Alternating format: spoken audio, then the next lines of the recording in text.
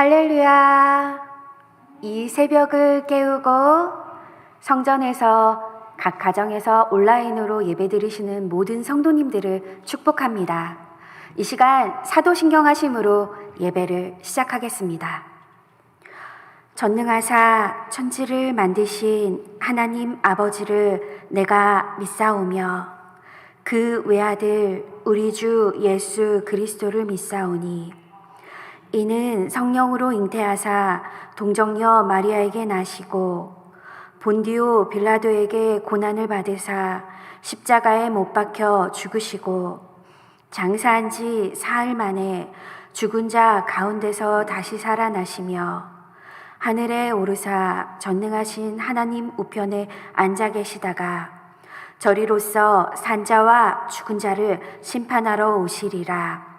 성령을 믿사오며 거룩한 공회와 성도가 서로 교통하는 것과 죄를 사하여 주시는 것과 몸이 다시 사는 것과 영원히 사는 것을 믿사옵나이다. 아멘. 찬송가 487장입니다. 찬송가 487장 함께 찬양하시겠습니다.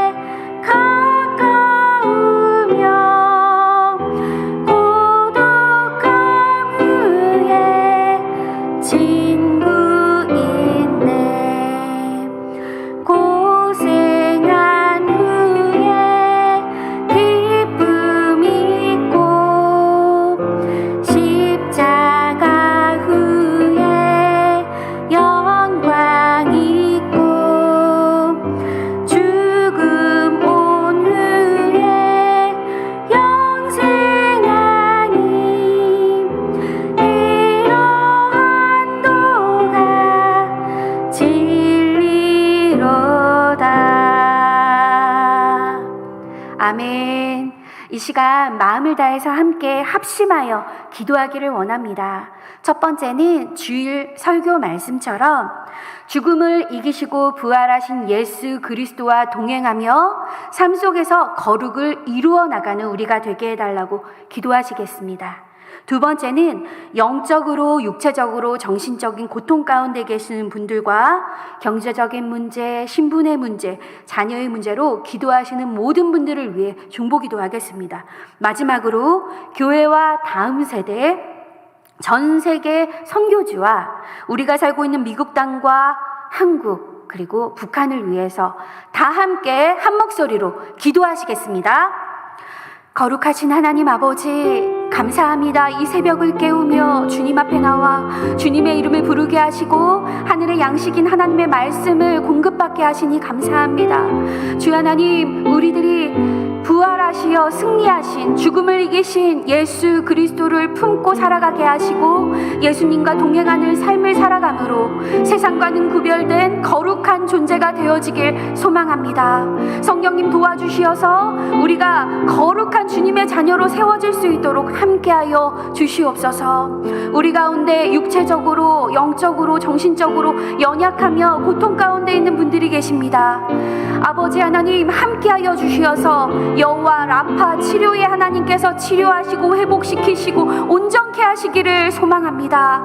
아버지 주 하나님, 우리들 가운데 자녀의 문제와 경제적인 문제와 신분의 문제로 기도하시는 모든 분들, 그 기도함, 그 신음하는 소리까지 들으시는 하나님께서 하늘에서부터 응답하여 주시며 하나님의 뜻을 보여주실 것을 믿습니다. 아버지 하나님, 이 땅의 많은 교회들이 자정 기능을 회복하고 첫마음을 회복하여 하나님 앞에서 온전하여지게 하시고 또한 순전한 복음을 전하는 구원의 방주가 되게 하여 주시옵소서. 이 땅의 다음 세대들이 하나님 말씀 가운데서 양육되게 하시고 하나님 안에서 꿈과 비전을 가지고 나아갈 수 있는 차세대 리더들로 세워질 수 있도록 주님 하나님의 비전을 심어주시옵소서. 우리가 살고 있는 이 미국 땅이 청교도 정신을 회복하게 하시고 전 세계에 아름다운 선한 영향력을 끼치는 복음의 국가로 세워질 수 있도록 함께하여 주시기를 원합니다. 한국 땅에 만연한 정치 분열과 이념 갈등과 양극화와 반목이 사라지게 하시고 주님 안에 하나 되어지는 국가가 되게 하시며 또한 하나님을 두려워하고 백성을 사랑하는 지도자들과 위정자들이 세워지고 또한 대한민국이 하나님 안에서 평화 통일을 이루어 북한 땅에도 신앙의 자유가 있게 하시고 복음이 더욱더 흘러 넘칠 수 있도록 아버지 하나님 긍휼을 베풀어 주시옵소서. 이 시간 말씀을 전하는 사람이나 듣는 사람 모두에게 은혜가 되게 하시고 살아운동력 있게 역사하시는 하나님의 말씀 가운데 우리가 바로 서게 하시며 그 말씀이 삶의 기준이 되어 우리가 주님의 말씀만 붙잡고 나아갈 수 있도록 함께하여 주시기를 간구합니다. 우리를 위하여 십자가 위에서 물과 피를 다 쏟으시고 3일 만에 부활하신 예수 그리스도의 이름으로 기도합니다. 아멘. 오늘 우리가 함께 나눌 드라마 바이블 79회차 말씀은 시편은 59편과 13편, 여호수아서 16장부터 18장, 고린도 후서 1장에서 5장의 말씀입니다. 이 말씀 가운데 오늘의 설교 본문 말씀은 고린도 후서 2장 14절에서 17절입니다. 제가 가진 성경으로 신약 288페이지에 있습니다. 고린도 후서 2장 14절에서 17절입니다. 고린도후서 2장 14절에서 17절 한 목소리로 합독하시겠습니다. 항상 우리를 그리스도 안에서 이기게 하시고 우리로 말미암아 각처에서 그리스도를 아는 냄새를 나타내시는 하나님께 감사하노라. 우리는 구원받은 자들에게나 망하는 자들에게나 하나님 앞에서 그리스도의 향기니 이 사람에게는 사망으로부터 사망에 이르는 냄새요 저 사람에게는 생명으로부터 생명에 이르는 냄새라. 누가 이 일을 감당하리요? 우리가 수많은 사람들처럼 하나님의 말씀을 혼잡하게 하지 아니하고 곧 순전함으로 하나님께 받은 것 같이 하나님 앞에서와 그리스도 안에서 말하노라. 아멘. 오늘 하나님께서 우리에게 주시는 말씀의 제목은 사망의 냄새와 생명의 냄새입니다. 성경은 우리에게 그리스도의 향기라고 말씀하십니다.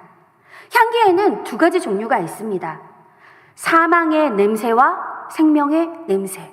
사망의 냄새는 사망으로부터 사망으로 이끄는 냄새입니다. 나 자신도 사망에 속해 있고 다른 사람까지도 사망으로 이끄는 것입니다. 이 예가 성경 속에 나오는데요. 예수님께서 마태복음 15장에서 외식하는 바리새인과 서기관들을 향하여 이렇게 말씀하십니다. 맹인이 맹인을 인도하면 둘 다 구덩이에 빠지리라.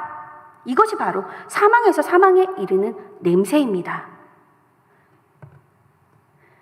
예수님께서 이 말씀을 하시고 이어서 뭐라고 말씀하시냐면 사람이 마음에 가득한 것을 입으로 낸다라고 말씀하십니다. 이와 같은 말씀이 누가복음에 자세하게 기록되어 있는데요. 예수님께서 이와 같이 말씀하십니다. 선한 사람은 마음에 쌓은 선으로 선한 것을 내고 악한 자는 마음에 쌓은 그 악으로 악한 것을 내나니 마음에 가득한 것을 입으로 말하느니라. 이 사람이 어떤 언어 생활을 하는지를 보면 그 사람의 내면에 무엇이 가득한지 우리는 알 수 있습니다. 비난하고 비판하기를 좋아하는 사람의 그 내면을 살펴보면 판단과 정죄의 영이 가득합니다. 그리고 누군가를 계속 미워하는 언어를 사용하는 사람의 마음을 들여다보면 그 안에 분노, 용서하지 못함, 살인의 영이 가득합니다. 요한일서 3장에서 뭐라고 이야기합니까? 형제를 미워하는 자마다 살인하는 자니 살인하는 자는 영생에 이르지 못한다라고 나와 있습니다. 또한 우리 예수님께서도 이와 같이 말씀하십니다. 마태복음 5장에서 형제를 향하여 노하는 자마다 심판을 받게 될 것이고 라가라 하는 자는 공회에 잡혀가고 미련한 놈이라 하는 사람은 지옥불에 떨어지리라. 이것이 예수님의 말씀입니다. 우리 주변에 틈만 나면 불평불만하는 사람이 있습니다. 그 사람의 내면에는요, 지독한 이기심과 채워지지 않는 욕심이 있습니다. 왜일까요? 욕심이 가득한데 채워지지 않기 때문에 불평불만합니다. 그것은 원망으로 발전합니다. 원망의 대부분은 사람과 환경에 머물지 않고 하나님께로 향합니다. 그것은 불신앙의 모습입니다. 지금 이야기한 모든 것들이 다 사망의 냄새입니다. 사망의 냄새가 진동했던 광야의 한 사건을 여러분에게 소개하겠습니다. 하나님께서 신실하게 매일마다 신선하게 늘 한결같이 하늘의 양식을 내려주십니다. 그 양식은 일용할 양식이 되어지는 만나이지요. 성경에서 만나를 처음 본 이스라엘 백성들은 이것이 무엇인고? 라고 이야기합니다. 그래서 이름이 만나라 붙여집니다. 히브리어로 만나가 What is this? 라는 뜻입니다. 그 만나의 법칙이 하나님께서 주어진 법칙이 있는데 한 사람당 한 오멜을 거두라는 것입니다. 한 오멜은 보리 한 단을 의미합니다. 보리 한 단을 지금의 값으로 환산하면 부피로는 2.2리터 그리고 무게로는 2.2kg에 해당합니다. 결코 적은 양이 아니죠. 충분히 먹고도 남음이 있는 양입니다. 그리고 하나님께서는 한 가지를 더 말씀하십니다. 아침까지 남겨두지 말라. 왜일까요? 다음날 또 그날 공급하시는 하나님의 하늘의 양식이 있기 때문입니다. 그런데 불순종했던 몇몇 백성들이 만나를 아침까지 남겨둡니다. 그 만나는 어떻게 되었을까요? 벌레가 생기고 냄새가 났습니다. 이것이 사망의 냄새입니다. 하나님을 믿지 못하는 거예요. 오늘도 만나를 내려주실까?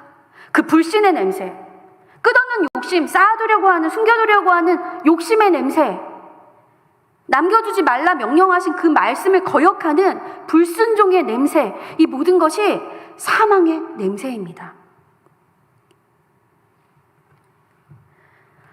만나는 영적으로 우리에게 주는 의미가 상당히 크고 상징도 있습니다.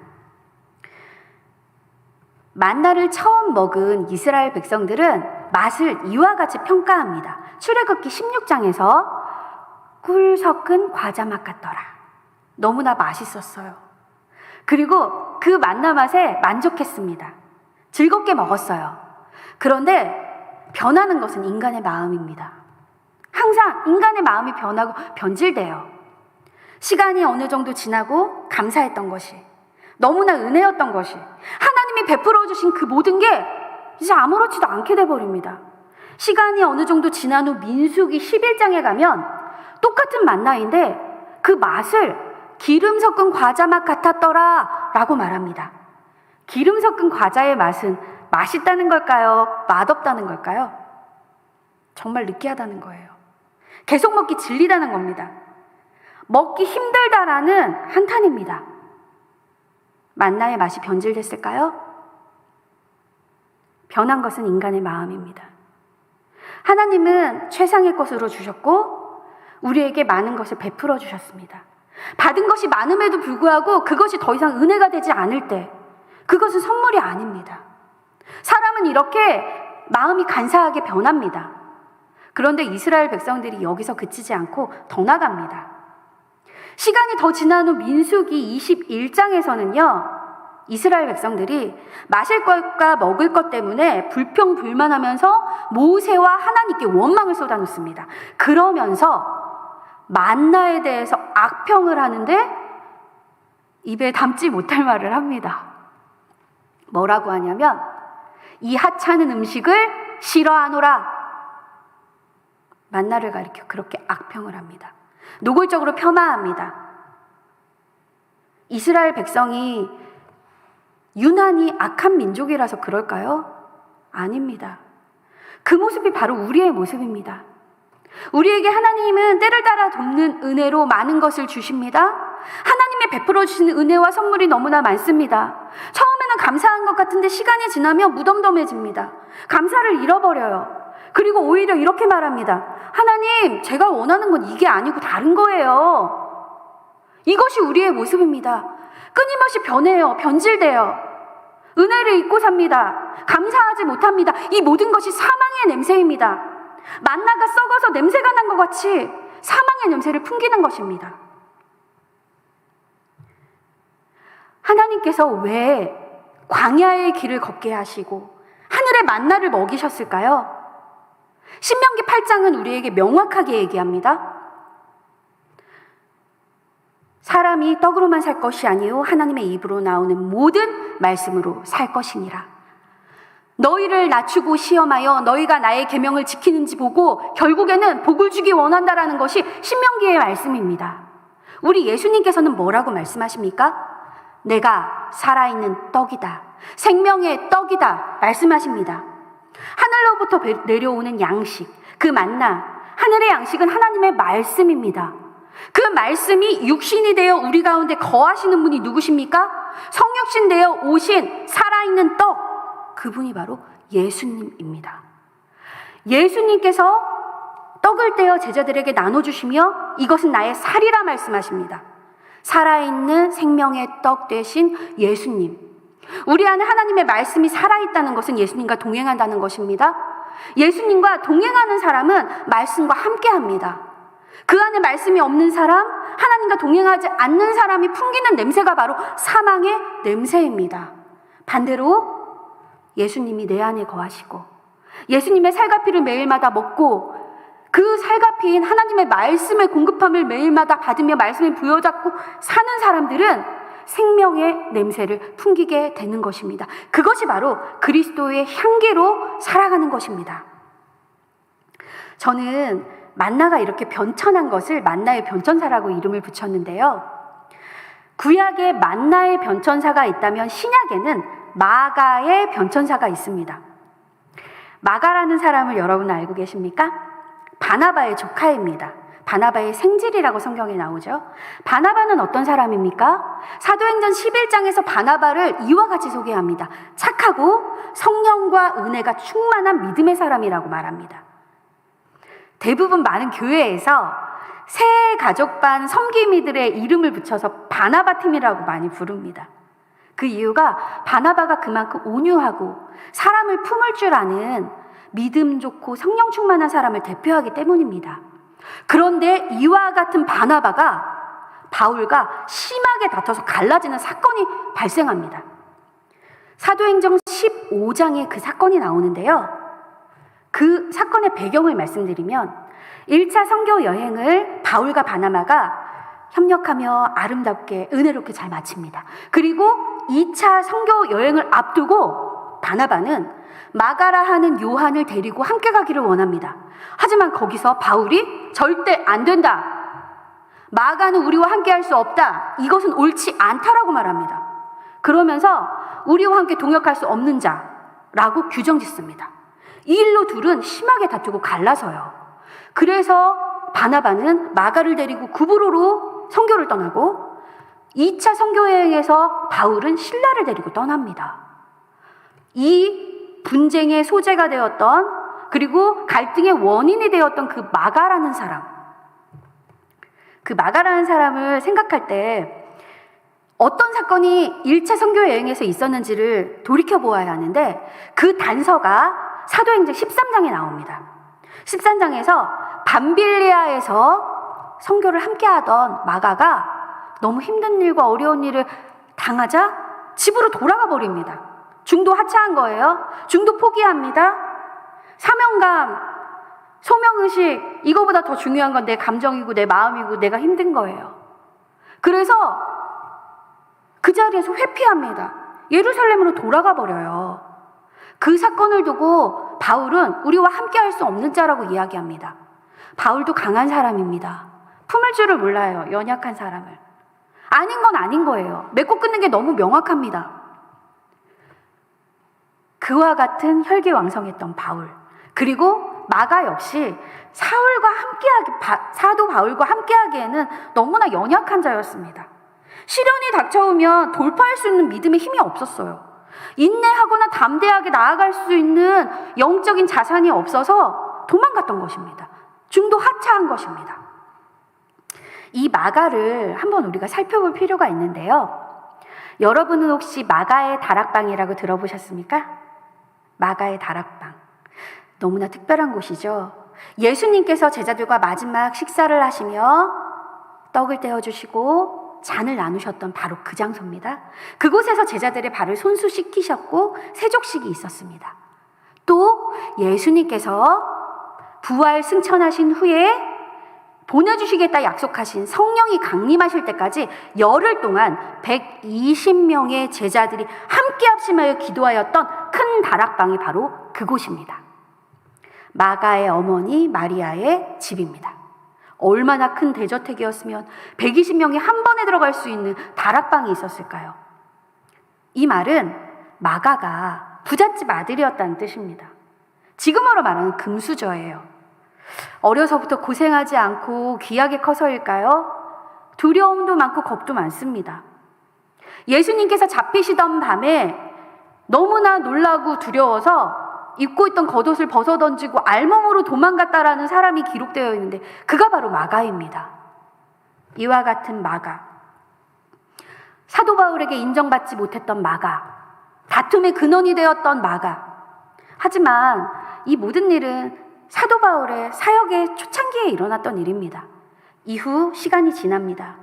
사도 바울도 마가도 다듬어지고 하나님이 만지십니다. 그리고 변화되어집니다. 그것을 볼 수 있는 부분이 바로 빌레몬서입니다. 빌레몬서에서 사도 바울은 이 마가를 일컬어서 다시는 보지 않겠다고 했잖아요. 함께 할 수 없다고 했잖아요. 그런데 나의 동역자 마가라고 표현합니다. 이것은 어떤 변화일까요? 사도 바울도 변했습니다. 이제는 연약한 자도 품을 수 있는 넓은 그릇의 사람으로 변한 거예요. 연약한 자도 믿음의 사람으로 세워가는 진정한 리더이자 참 스승이 된 것입니다. 마가도요, 이제는 사도 바울과 함께 동역할 수 있는 함께하는 선교사가 되었습니다. 이것은 너무나 아름다운 믿음의 성장이죠. 성화되어가는 과정이죠. 이 모든 것이 생명의 냄새를 풍겨내는 것입니다. 마가는 여기서 더 성장합니다. 마지막 마가의 변천사. 사도 바울이 달려갈 길을 다 마친 후에 마지막 쓴 편지라고 알려져 있는 디모데 후서. 그 편지를 읽으면 가슴이 절절합니다. 이제 모든 사명을 다 마치고 순교를 앞둔 사도 바울이 목회적인 권면을 비롯해서 가슴 절절한 자신의 개인적인 이야기까지도 이야기를 합니다. 상당히 인간적인 면모가 보이죠. 거기에서 마가를 가리켜 이와 같이 말합니다. 어서 마가를 나에게 데려오라. 마가는 나에게 유익을 주는 자라.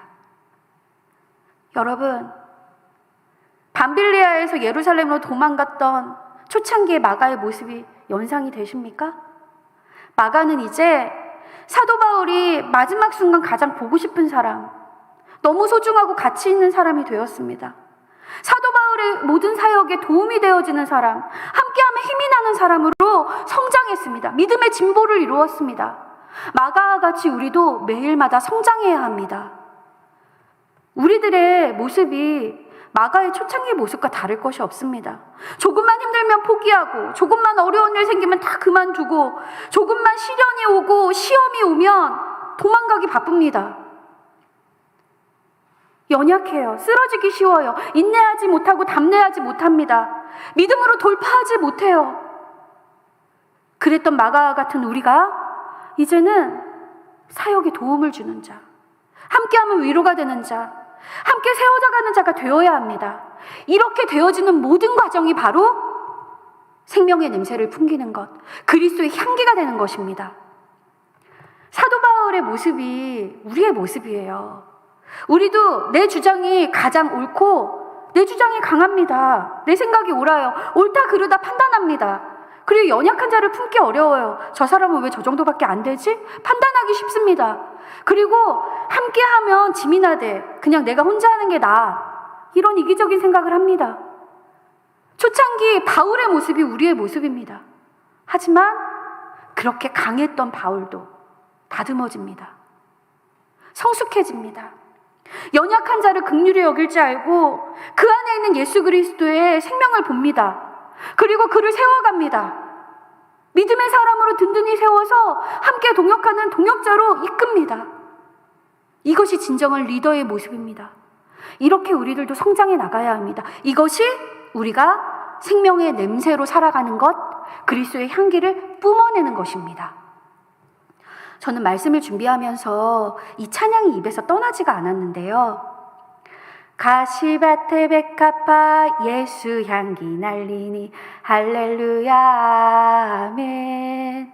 예수님께서는 가시 면류관을 쓰시고 피 흘리셨습니다. 대못에 십자가에 박히셨고 옆구리에 창으로 찔리셨습니다. 피비린내 나는 그 십자가 위에서 생명의 냄새를 전해주신 분이 바로 예수님이십니다. 예수님의 십자가의 그 냄새가 생명의 냄새고, 그 냄새를 우리가 복음을 흘려보내는 것이 그리스도의 향기로 살아가는 일입니다. 저와 여러분이 오늘부터는 하나님의 말씀 되신 예수 그리스도와 동행하시고 그 말씀 가운데서 믿음의 진보를 하나하나 이루어가며 세상 가운데 거룩함으로 그리스도의 향기를 전하실 수 있기를 축복합니다. 함께 기도하겠습니다. 거룩하신 하나님 아버지, 사망의 냄새를 풍겨내던 우리의 옛사람은 죽고 생명의 냄새를 전하는 새 사람을 입기를 소망합니다. 아버지 하나님, 우리에게 예수 그리스도를 보내주시어 가시밭에 백합화와 같은 생명의 향기를 전해주시니 감사합니다. 예수 십자가의 그 복음의 향기를 전하는 그리스도의 참된 향기가 되기 원하오니 성령님 붙잡아 주시고 도와주시옵소서. 하늘의 양식이 되는 하나님의 말씀이자 그 말씀이신 예수 그리스도와 더불어 살아가게 하시고 그 말씀의 능력으로 세워지는 우리가 되기를 원하오니 우리를 통해 세상에 그리스도의 향기가 더욱더 퍼져나가게 하여 주시옵소서. 감사를 드리며 예수님의 이름으로 기도합니다. 아멘. 주기도문으로 예배를 마치도록 하겠습니다. 하늘에 계신 우리 아버지여, 이름이 거룩히 여김을 받으시오며 나라에 임하옵시며 뜻이 하늘에서 이룬 것 같이 땅에서도 이루어지이다. 오늘날 우리에게 일용할 양식을 주옵시고 우리가 우리에게 죄 지은 자를 사하여 준 것 같이 우리의 죄를 사하여 주옵시고 우리를 시험에 들게 하지 마옵시고 다만 악에서 구하옵소서. 대개 나라와 권세와 영광이 아버지께 영원히 있사옵나이다.